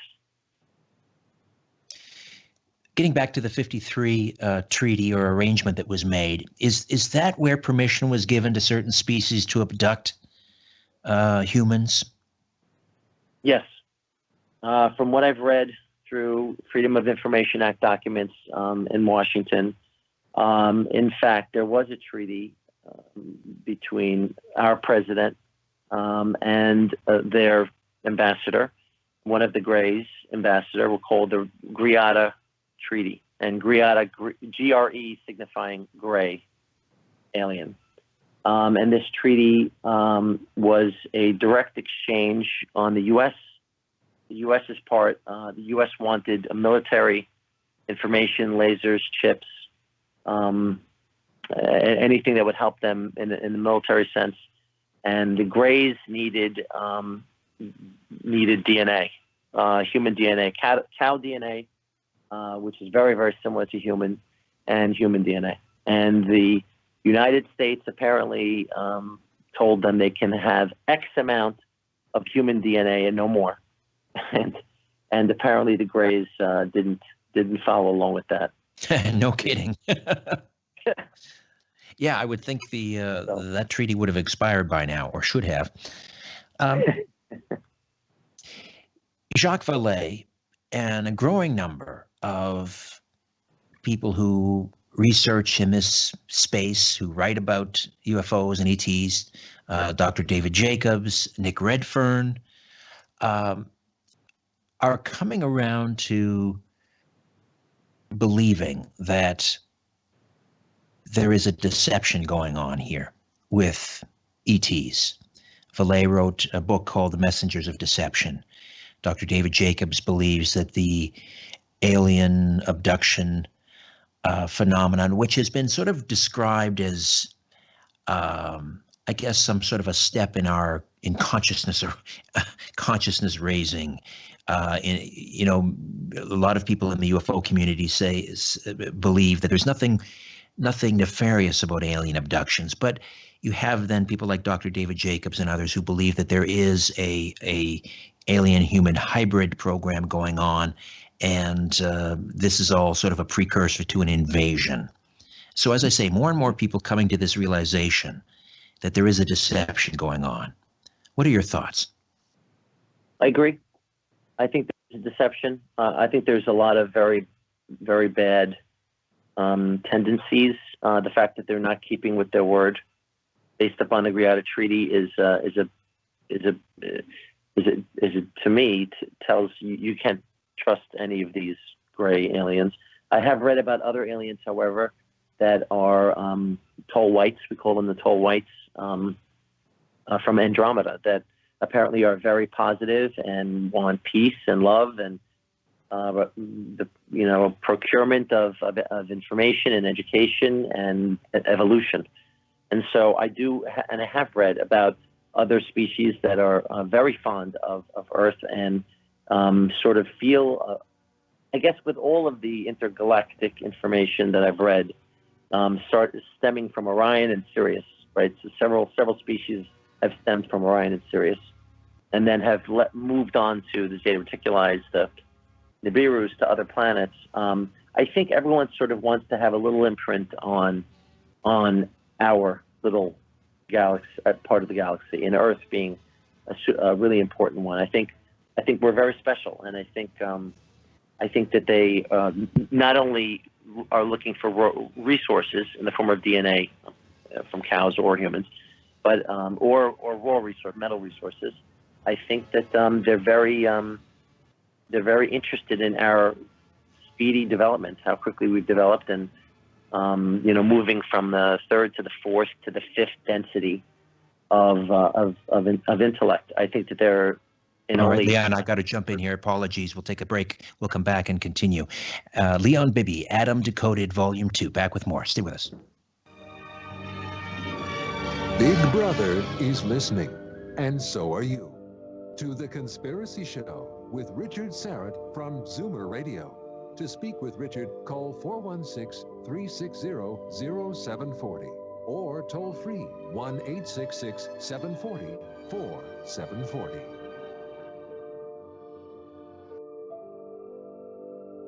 Hey, if you love rock and roll and you love mysteries, you're going to enjoy my podcast, The Rock and Roll Twilight Zone with Richard Sarrett. New episodes drop every Wednesday at midnight, 12 a.m. Eastern. It's part of the Jericho Network, as in Chris Jericho, the wrestler from WWE. Check it out, The Rock and Roll Twilight Zone with Richard Sarrett. It's now available on Spotify. You can also access it through my website, strangeplanet.ca. The Rock and Roll Twilight Zone with Richard Sarrett.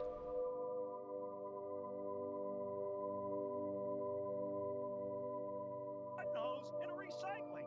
I tell her, get that garbage out of here. Then some guy chucks his old blue jeans in the blue bin. Get that garbage out of here. Come on, folks. Make the right call and recycle right. Learn what goes where at toronto.ca/recycle right. A message from my pals at the City of Toronto. What's a parsnip? Why do goats have those dangly things? Do udders feel squishy? Sounds like someone wants to get agricultured at the Royal Agricultural Winter Fair. Come touch a 10-pound tuber and say howdy to a hog. There's also a rodeo and a canine equine challenge where horses and super dogs team up. How does fleece spin into yarn? Why is it none of my beeswax? It's everyone's beeswax at the Royal. Cultivate your kids' curiosity and get agricultured November 2nd to 11th at Exhibition Place. Get tickets at royalfair.org. Supported in part by Ontario Toyota dealers. Another reassuring moment from Rexall Pharma Plus. Rachel, your Rexall pharmacist here with Flu Facts. Did you know the flu shot is a proven, safe, and effective way to protect yourself from getting sick? It's quick and easy, too. Protect yourself and the ones you love. Get your flu shot at Rexall. Together, we can reduce the risk of flu. Get your flu shot anytime, any Rexall. Find your store at Rexall.ca. Rexall, your pharmacy, your way.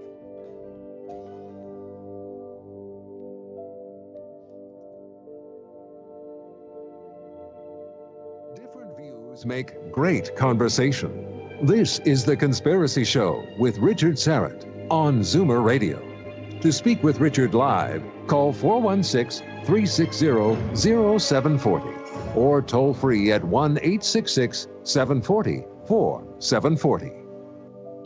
Welcome back. Leon Bibby stays with us. Adam Decoded, Volume 2. The first book was Adam equals Alien. Leon, give us a website and tell us where we can get a hold of these books. Right. So my first book, Adam equals Alien, is available on www.adamalien.com, which is my own website. Or you could go onto Amazon. And Adam Decoded is going through now. I'm creating a new website for it because it's part of the trilogy. Adam Decoded is available on Amazon. If you just type in Adam Decoded, it's available in Canada, U.S., etc. Excellent. All right, we'll go to the phones, and Ted is in North Carolina. Ted, good morning. Welcome to the Conspiracy Show. Do we have Ted there? Ted, going once? Go ahead, I'm here. Hey, Ted, you're on. Go ahead. Your question for Leon Bibby. Yeah, I got a question. What are those little devices around their wrists that look like wristwatches? All the statues and pictures you see of the Anunnaki, they're all wearing what appears to be a wristwatch, and mostly on their right arm. Excellent question, Ted. Leon, I'm guessing it's not an Apple phone or an Apple Watch. It's a phenomenal observation, Ted. Yes, they're wearing some sort of a watch on their wrist. That's a communicative device where they can communicate directly to Nibiru or to anywhere on Earth. It's also a weapon. Apparently it emits a pulsating beam that can render a human sort of incapable of movement. So it doesn't kill, but it apparently is a beam-emitting pulsator. They refer to it in the Sumerian Tablets as the pulsator. And what about the little bags they all seem to carry? Another good question. I know they're not sissies, but they all seem to carry these little bags with them. Yeah, I don't know what's in those bags. I've seen them in several Sumerian Tablets. I don't know what's in it, but I have seen it. They're allowed one piece of carry-on. That's what it is. Okay. All right, Ted, great questions. Thank you for those. When the Anunnaki return, you stated, Leon, earlier that you believe it'll be around the year 3100. Yes. Is that something that we should be fearful of or look forward to, in your estimation? I think fearful. I think it's not a good thing. I think it's going to create a lot of gravitational pull issues. It's going to create flooding. It's going to create, hopefully, Earth doesn't. The Earth has moved on its axis before, and that's part of the reasons we've had the Ice Age and major, evolution, major gravitational and geological issues. But it's going to create a lot of problems, I think, and they always do come to Earth when they're within our galaxy, and they will definitely come to Earth at that time. So I'm concerned. I don't think it's going to be a hello greeting. Well, the sort of the perturbations aside, what about the motives this time around from the Anunnaki? I mean, who's going to be in charge? Is it going to be Enlil or Enki? Are they still alive? I think so. I think they're still alive because, it's from the Egyptian kings list. I don't know if you know about this, but there's a Sumerian tablet that's square, rectangular, and it has the Egyptian kings list. It lists all of the kings of the Egyptian dynasty. And you'll notice that each of these kings lived reigned between 4,000 and up to 26,000 years. Now, some people say, oh, it's not really a year. It's 26,000 divided by 7 or divided by 6, the sexagesimal system. I think it's legitimate. I think it's 26,000 years. And I think that these were Anunnaki who lived 50, 70,000 years. So if that's true, then Enlil and Enki could very well still be alive. And who do you think is going to be in charge when they swing by the next time? I hope Enki, because in my opinion, Enki's the good guy in our development. Enki's the creator of us, in my opinion, again. And Enki is he's venerated all over Latin America as Quetzalcoatl, as the feathered being, the feathered god, and the pyramids were all dedicated to him. He apparently just educated the people on how to be civilized, laws, court system, judicial, contracts, marriage, divorce, everything. So I think he was basically the positive protagonist. And I think he loves what he created. And the Sumerian Tablets even said that I love my creation, that he said that he loves his creation. And I think that he's, to me, he's the most positive, being that we have seen in the tablets. And if he's in charge when Nibiru swings by again, would you then anticipate that there would be? Will he come bearing gifts? In other words, is he going to kickstart our human evolution again? Is he gonna bestow free energy upon us and these sorts of things? I think so. I think geniuses. You mentioned free energy. Geniuses like Tesla, who was 1,000 years ahead of his time with free energy. People like Einstein, geniuses like this, Galileo, Aristotle, people like this were almost as if they were his students, that they learned 1/100th of his knowledge and tried to apply it to a good cause. And I think that Tesla was really the last greatest scientist, besides Einstein, of our time, especially as it relates to energy. And I believe that Enki, who's depicted in several pictures as in working almost like an architect of energy, would certainly be very proud that a person like Tesla or Einstein became what they became. And I think, yes, he would want to hopefully come to Earth, see where we're at, and bring us to, I was mentioning, the fourth density, which is like almost as if you're unlocking 10% more of that quote-unquote junk DNA and becoming super intelligent. If only he had not swung by 40 years ago, I might have passed my SATs. All right, we'll come back. One last segment remains with Leon Bibby, Adam Decoded, Volume 2. Stay with us.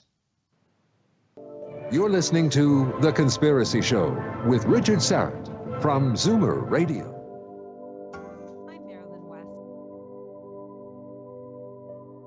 Hey, can't get enough of conspiracy and paranormal talk? Well, you don't have to wait an entire week to listen to me on the radio. I have a podcast called Conspiracy Unlimited, and it drops 3 days a week. Brand new episodes every Monday, Wednesday, and Friday. Conspiracy Unlimited.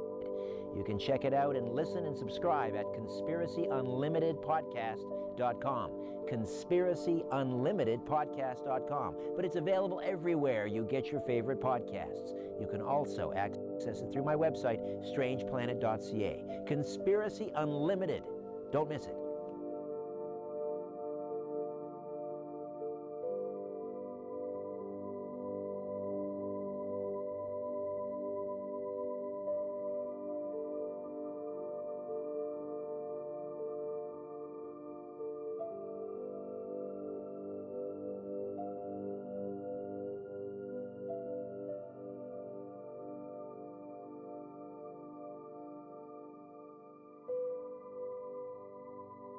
Months, and as a Costco member, I get an extra $1,000?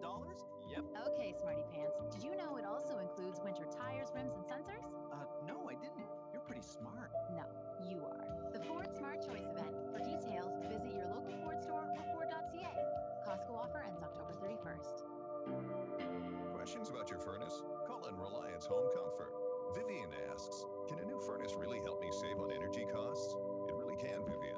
Your furnace accounts for up to 60% of your home energy use. Upgrading to a high-efficiency furnace with an electronic commutated motor can help reduce energy consumption.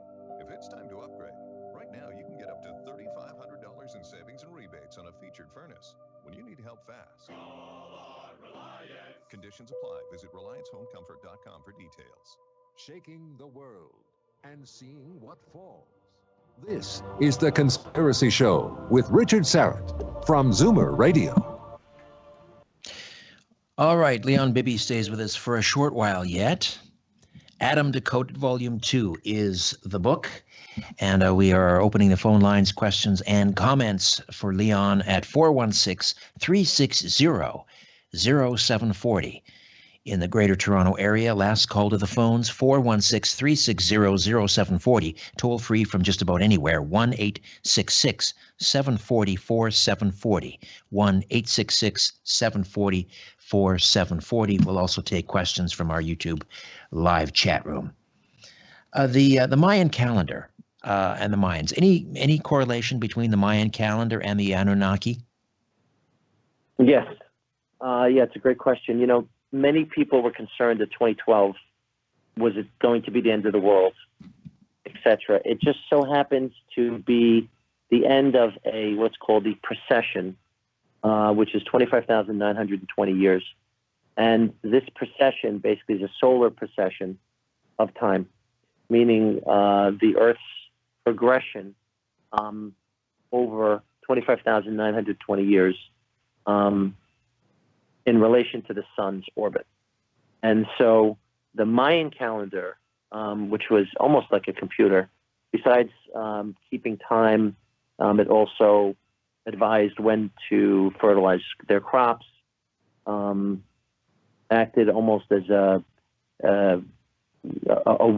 fire, water, air distributor, where they would basically be advising the people, hey, you know, it's going to be hot, it's going to be cold, it's going to be chilly, it's any time, any climate information. But more importantly was the precession, the solar precession, in keeping with time and the relationship of Earth to the sun and its orbits.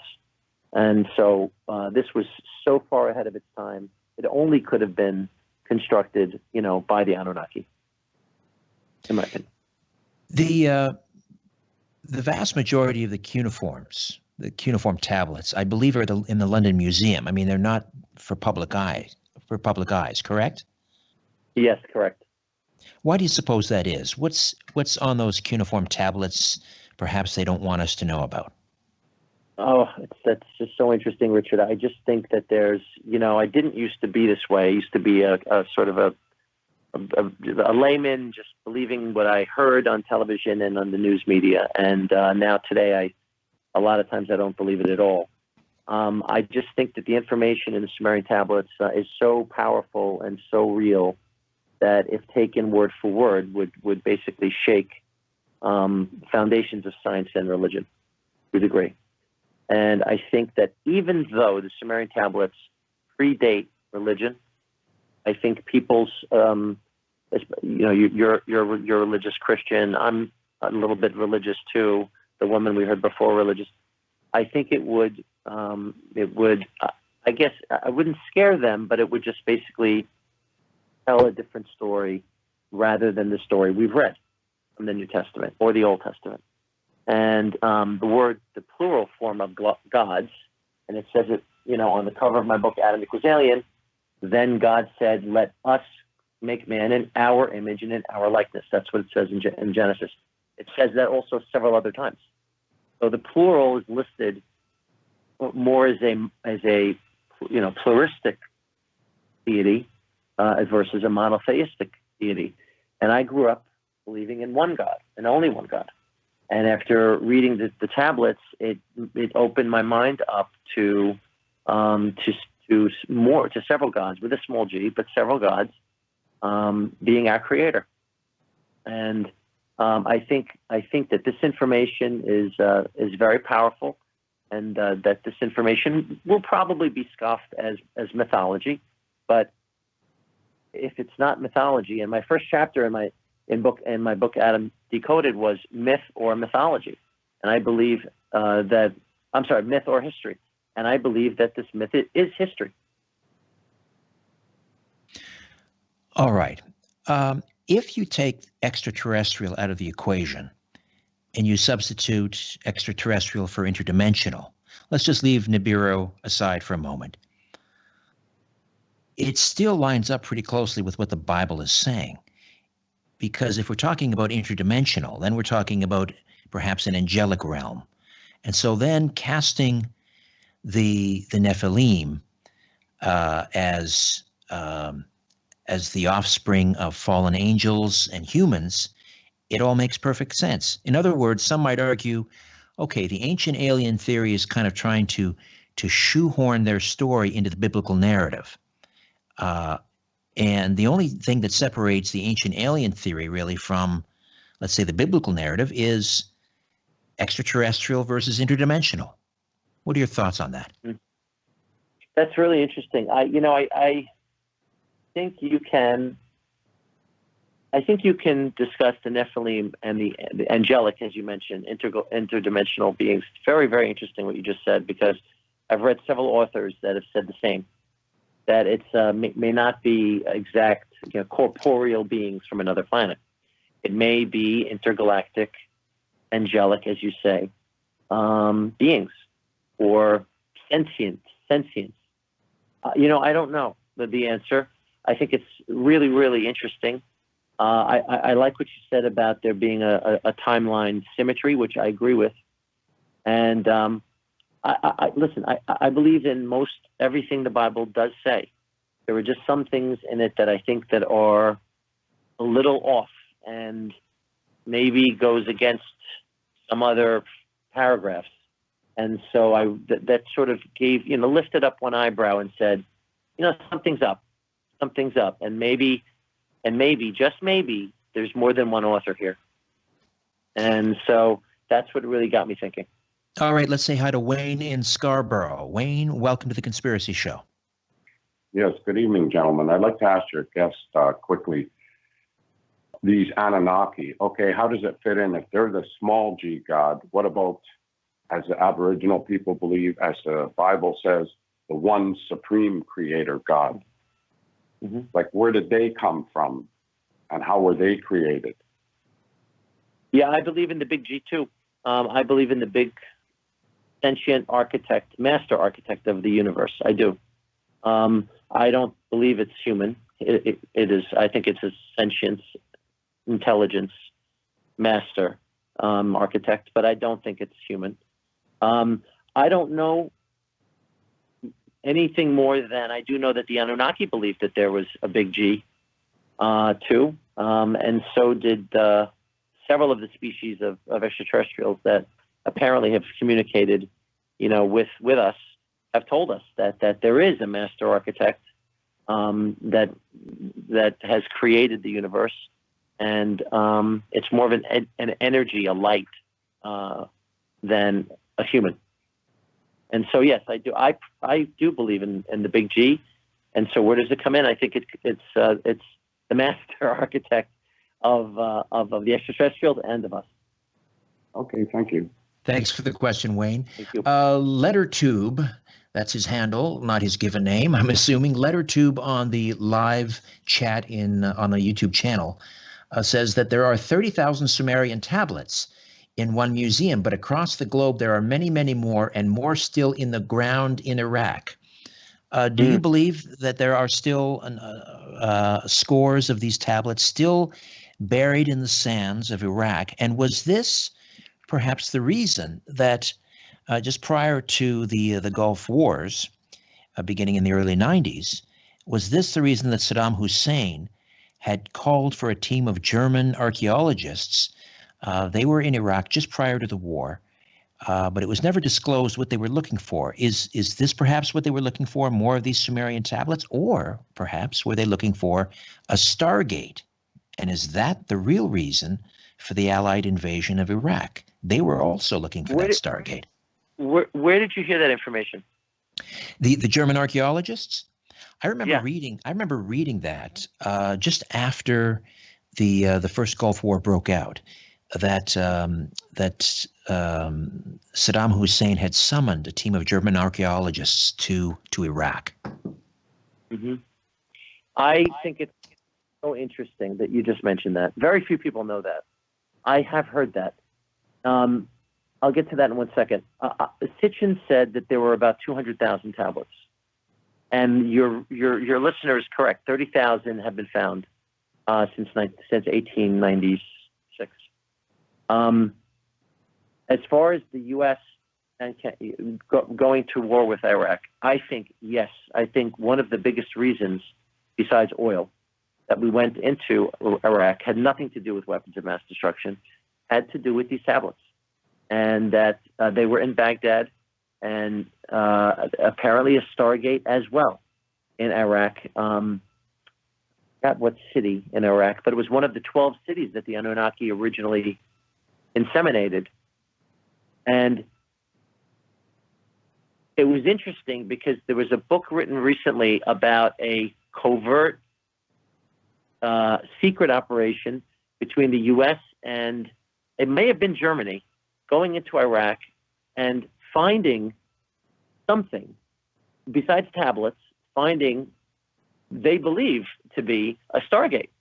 And it was stopped immediately. Apparently it was about 30 or 45 days, stopped immediately and surrounded by police, and they were kicked out. And one of the professors from the University of Pennsylvania wrote about this, and I forgot what town in Iraq it is. I think it's Abtelem or something like that. But yeah, they were kicked out because of this, and I thought that was just so interesting. Fascinating. Fascinating. So again, leave us with the website, Leon, and where we can purchase Adam Decoded Volume 2 and Adam Equals Alien Volume 1. So you can buy both Adam Equals Alien and Adam Decoded on Amazon. And I also have a website for Adam Equals Alien, www.adamalien.com. But they're both available on Amazon, and I'm working on my third book called Blood Origins, which will complete the trilogy, the Adam series trilogy. And Richard, thank you so much for having me. I love your show, and it's so interesting to me. And I appreciate you giving me the time. Well, I want to thank you for hanging out for 2 hours. People don't maybe realize how difficult it is, particularly at a late hour, to talk almost nonstop for 2 hours, even about a subject that you love and are passionate about. It's a huge tall order, and I thank you for being so generous with your time, Leon. Thanks, Richard. All right, we are back next week. John Kerner will be here to talk about the JFK Jr. assassination for the full 2 hours. In the meantime, don't be afraid. There's nothing hidden that won't be revealed. And let me start that again. There's nothing concealed that won't be revealed, and nothing hidden that won't be made known. What you hear in the dark, speak in the light, and what I say in a whisper, proclaim from the housetops. Move over, Aphrodite, I'm coming home, or at least up the stairs. Good night.